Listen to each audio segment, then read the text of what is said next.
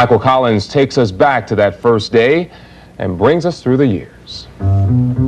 It's February 9th, 1948, and only a handful of Cincinnatians are in on the revolution that's taking place over at WLW.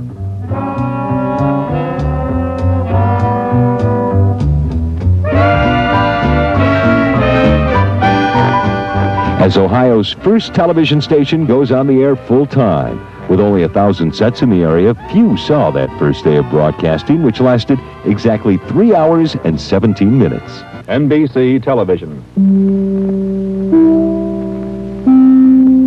By April, WLWT, then Channel 4, became NBC's first network affiliate outside of New York. Presented by NBC from the studios of WLW Television here in Cincinnati, Ohio. Yes, folks, from the center of the Midwest, from the rolling hills of the Ohio Valley, from Cincinnati, Ohio, it's your Midwestern Hayride. We want you all to join us. And the Midwestern Hayride, a show that went on the air that very first week, became so popular, by 1951 it was a network show itself and would remain a part of Cincinnati until 1972. The 50-50 Club, starring Ruth Lyons. Next line, stand by on 2, there's altitude. It's fun to get together, fun to get together, fun to get together every day at 12 o'clock. Right from the start, WLWT was a major player, producing as many as 24 live television shows a week. 60,000 people a year would come to sit in the audience, and that building on the corner of 9th and Elm was considered the big time. In Salt Lake City now, Nick Clooney remembers what it was like. After WCPO and then WKRC came on the air and were doing much lower budget material, that is to say they'd put a disc jockey like Paul Dixon on the air and just have him spin records, and you would see the picture of him spinning records. WLW was always trying to do productions, Boy Meets Girl, and special kinds of, and Morning Matinee, and then 50 Club, which became 50-50 Club. Now I want to hear you do a commercial. Uh-oh. Go ahead. Uh-oh. I don't do... well, go ahead and do one. Okay, let's see. Which one do you want me to Gleam do? toothpaste. Gleam toothpaste. It was quite remarkable, but we should not have been surprised because WLW Radio had done the same thing back in the 30s. They had decided that they were going to be as good as the networks, and WLW Television decided from the very beginning that it would be as good as the networks, and that it would, in fact, originate network programming, which, as you know, they sometimes did. Channel 5 would also originate sports programming. Red Thornburg gave the play-by-play for the first Cincinnati televised Reds game on September 21st, 1947. Well, it was terrific because everybody was looking at the damn cameras. We had 2 cameras, and all I had to do was point. I'd point to this guy, and I'd point to that guy, and that's the way they'd take the pictures. Color Television Week in Cincinnati, Ohio. Channel 5 was broadcasting in color even before most people had TV sets in 1954. The first to broadcast ball games in color and the first to televise a night ball game. It also gave Cincinnati its first nighttime newscast, and no newscaster had more credibility than Peter Grant. Extra alarm fires attack. He worked 7 days a week for many years. And I once said to him, Pete, why'd you do that? And he said, I always sort of tried to arrange my personal affairs so they would accommodate the station's needs.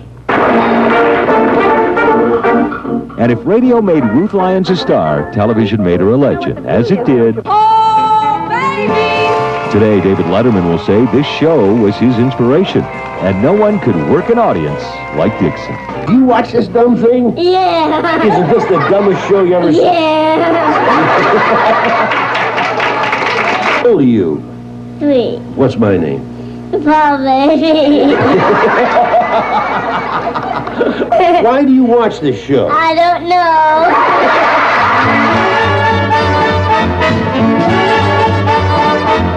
And it all began right here on February 9th, 1948. And surprisingly, those who were here from the start had no idea the revolution had begun. It was a legend, and we didn't know it. Right? We didn't realize it, but it was. Michael Collins, News Channel 5 Tonight. This piece of equipment is one of the biggest and most unique antiques in the world, a 500,000-watt transmitter that gave WLW Radio the right to call itself the nation station. In fact, some would say it could be called the only worldwide station there ever was. This is the Nation Station. And this is the guy who started it all, Powell Crosley Jr., on March 22nd, 1922. Oh, there were already radio stations, but radios were big and complicated. Crosley would make them small, simple, and cheap. He's the guy who would let everybody have one. Powell Crosley's theory was if I could build more power into the transmitter, I can build cheaper radios. So he wanted to build real cheap radios and one big powerful transmitter.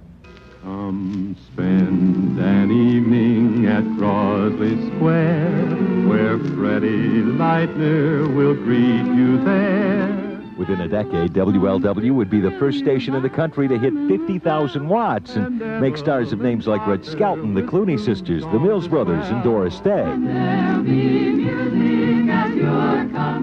But 50,000 watts wasn't enough. By 1932, Crosley had increased the power to 500,000 watts, the only one in the country. It would stay at that power until 1939, and then when the war started in 1941, the super transmitter was powered up again. During the war, they were given special temporary authority to operate 500,000 watts between midnight and 6. And it's widely rumored that those broadcasts were used to send coded messages to troops overseas and around the world. WLW would become a national defense item, and today the guard tower still remains where the transmitter was patrolled by the military.